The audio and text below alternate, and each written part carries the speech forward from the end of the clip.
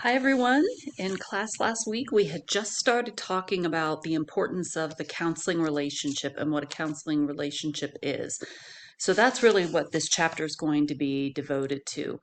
And I think we left off, we had just done a little bit of definition of what counseling is, or maybe I'm not sure if we got to this far or not. Perhaps we did.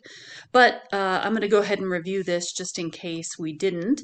So, if we think about counseling as being a process of establishing a cooperative relationship between the counselor and the client, and then using that relationship to help the client or patient, as I've got here, learn new behavior patterns. So, this is where that influential persuasion process comes in that we've been talking about. And the counseling relationship specifically is called the therapeutic alliance. I know we mentioned this very briefly in the last chapter, but we're going to go into some more detail here. And that therapeutic alliance, this is the specific name for the relationship, and it's the agreement, the conviction between the client and the counselor that the primary goal of working together is going to be to help the client, to help them make the changes that they want to. So, we're going to talk a little bit about how this therapeutic alliance actually works to facilitate change in the client. How does this relationship help the client make the changes that they want to? And so the answer to this is in the next slide through something called the internalization of the therapeutic alliance. So the therapeutic alliance leads to change because the client does something called internalizing the therapeutic alliance. So the best way to think about this, it's a little bit hard to grasp. So I think this picture is helpful. So if we think about an individual, and let's say this is the person's grandparent who's no longer with them.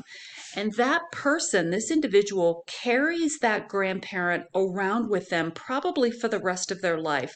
Not just their memory, but the things that they taught them, the influence they had on them. So we could say that this individual has internalized the relationship that they've had with their grandparent. When it comes to counseling, it's really very much the same thing. The client accepts that good, strong relationship with the counselor, believes in it, and they take it into themselves. They integrate it into their identity and their sense of self. So, if we think about the idea that the counselor really believes in the client, they really think that they are worthwhile, they have a lot of positive things going on for them, the client comes to believe that as well.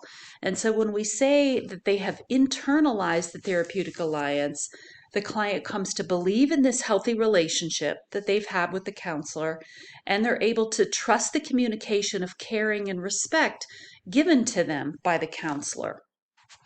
So it's a little bit of an esoteric concept to try and understand. So on the next slide, I've got a quote by an author, a mental health author, that I want to talk a little bit about her that I think help explains the internalization a little bit more. So there's an author named Lori Gottlieb, and I'll show you her book on the next page, who says this is really what internalization is all about. Think about the idea that when we have good relationships with people, they never really end. Even if you don't see the person again, even if it's a grandparent like the previous example who has passed away, even if it's a friend that you had at one point in time and then they moved and you never see them again.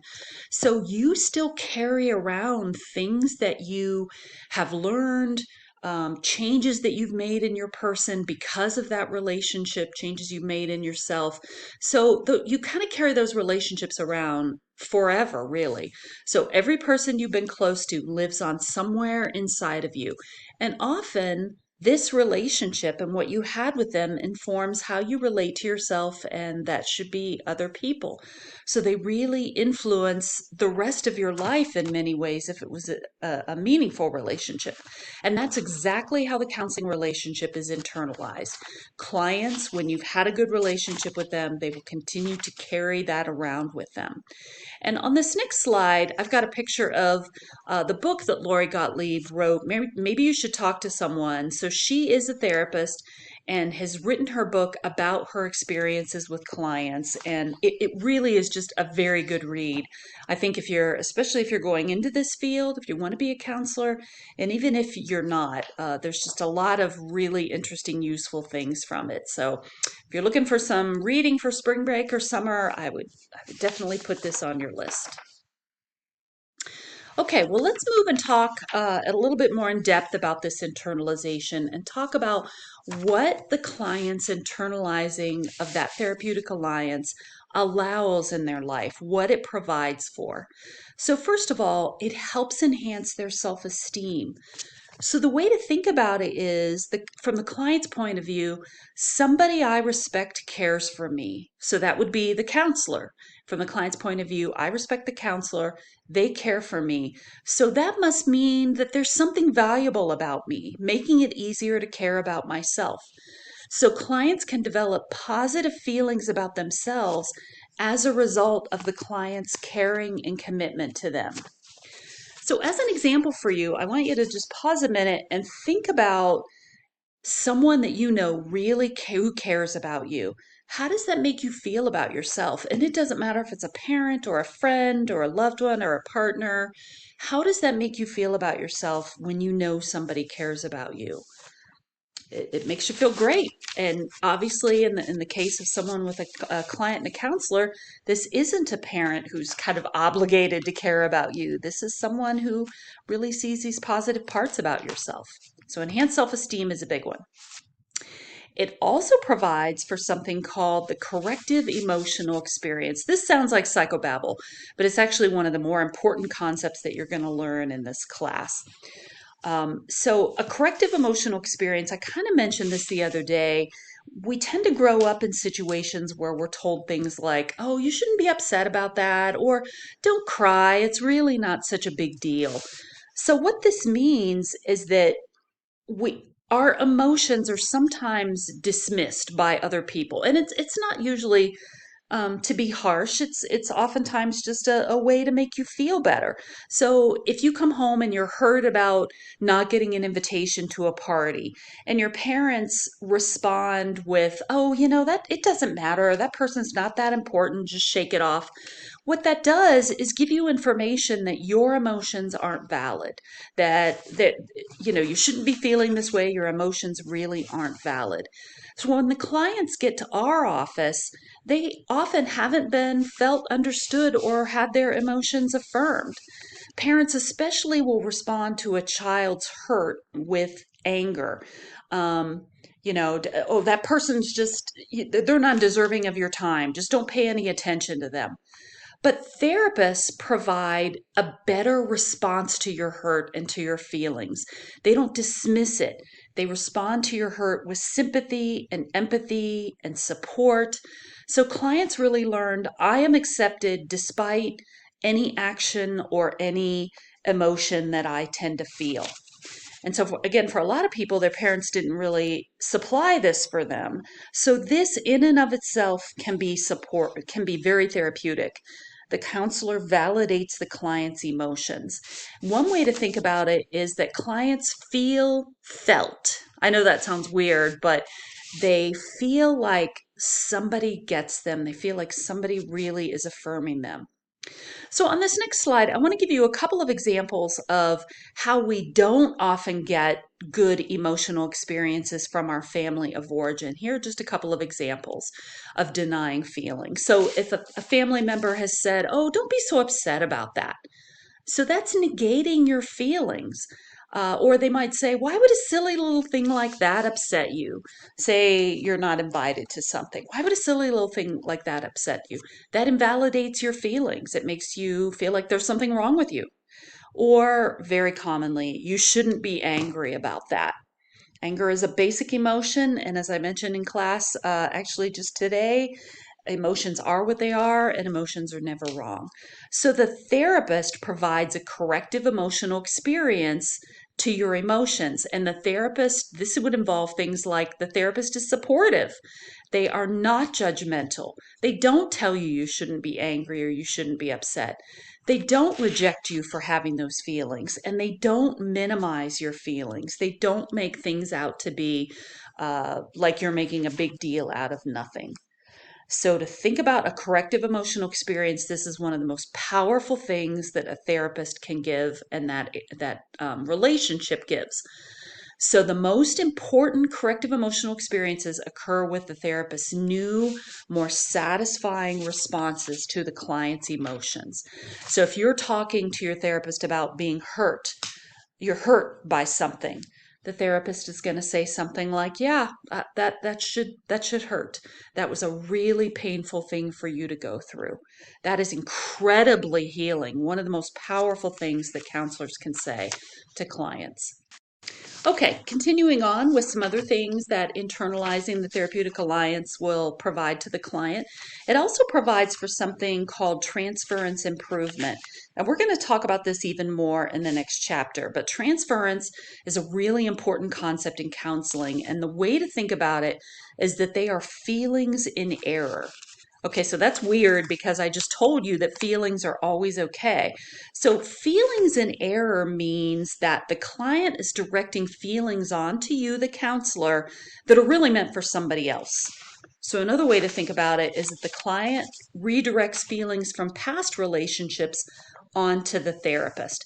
So, feelings are never wrong, but sometimes we direct our feelings onto a person other than who is the source of our feelings. So I'm going to give you, I know it can be a little bit confusing, so I'm going to give you a couple of examples here.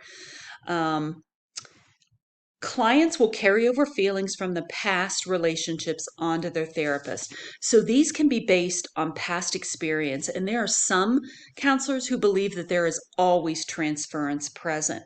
So let me give you a couple of examples of how this could occur.